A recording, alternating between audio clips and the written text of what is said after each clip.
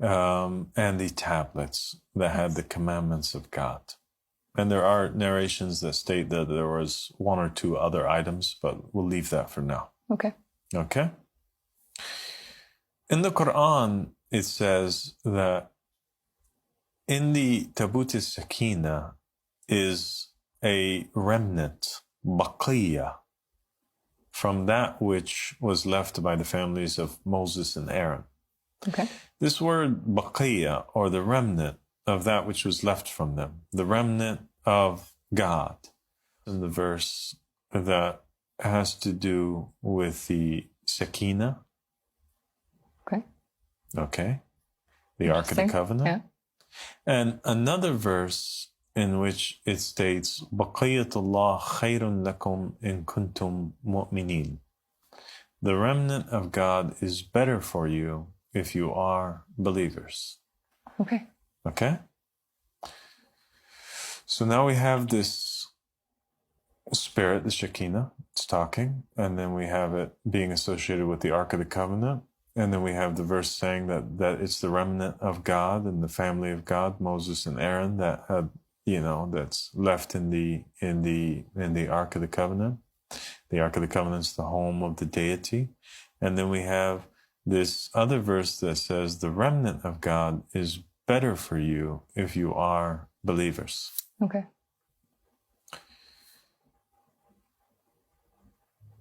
The interpretation of this verse, which is what is quite stunning and odd and bewildering to the mind, is that the verse itself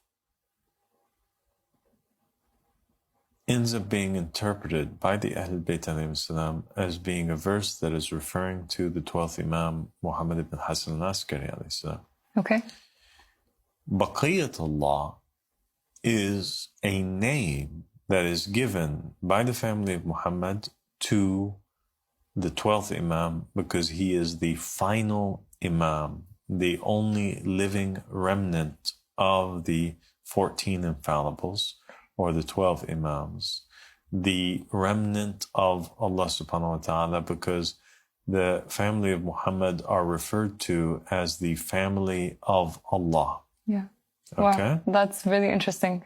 It is extremely interesting, but it even gets more mysterious and interesting than that, because just as you have these narrations in Judaism that state that it is forbidden to call God by his true name, you find that in Shia Islam, in the narrations of Muhammad and the family of Muhammad, it is stated that it is forbidden to name the 12th Imam by his name. Really? Yeah. Okay. So there's a narration that says that his body is not seen and his name is not said. Okay. Well. But yet people think that his name is Muhammad ibn Hassan al-Askari. Yeah. But it seems that the 12th Imam has a name that's forbidden, or has a secret name, a greater name. There's a reality to his name that's not stated. Just in the same way as YHWH in Judaism, the same thing here. Okay. And his name, Muhammad, is literally cut up in some narrations. In the tradition of the will, for example, in one narration it states that, and then if death comes to Al-Hasan al-Askari, let him pass it on, the 11th Imam, let him pass it on, meaning the matter, to his son, the safeguarded from the family of Muhammad, whose name is Mim, M, Ha, H, M, Mim, Dal, D, MHMD. Okay. All the vowels are removed from the name Muhammad, and we're left with those four letters, MHMD, just like all the vowels are removed from the name of God in the Old Testament, and we're left with those four letters, YHWH. Same thing that's happening here is the same thing that's happening here.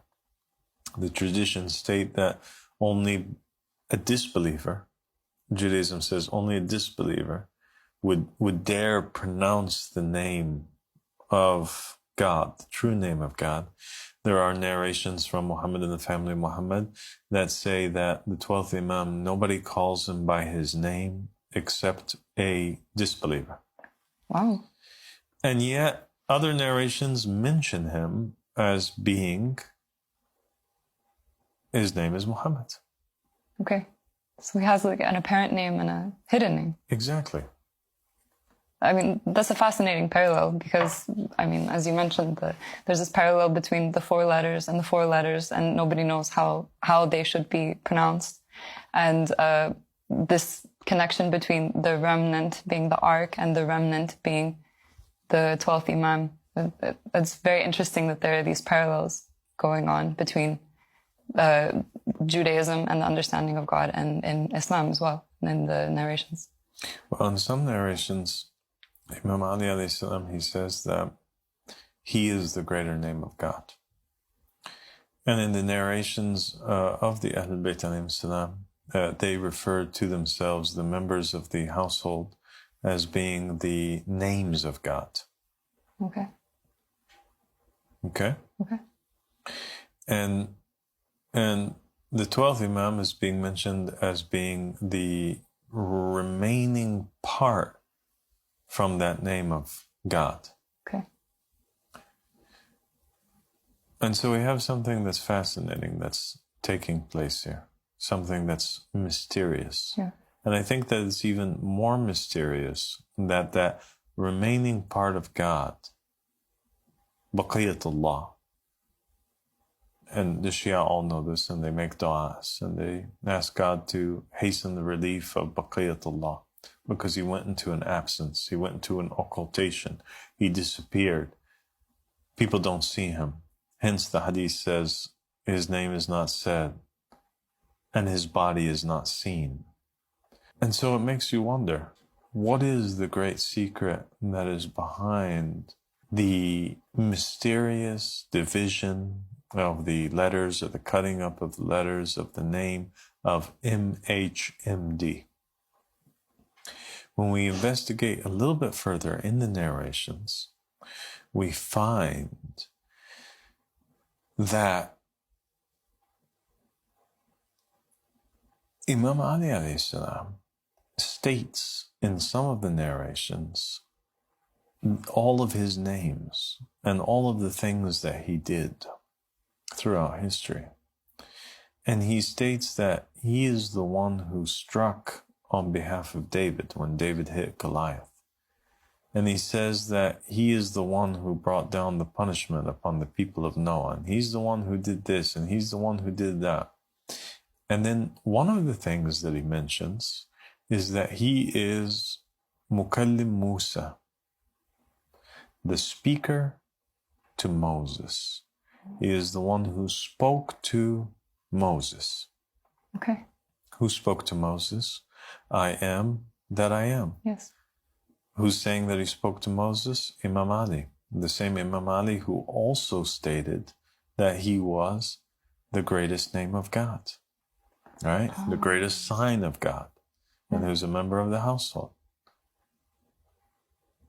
Oh, this is extremely interesting now. It's very interesting. It is extremely interesting. And very mysterious. Very, very, very mysterious.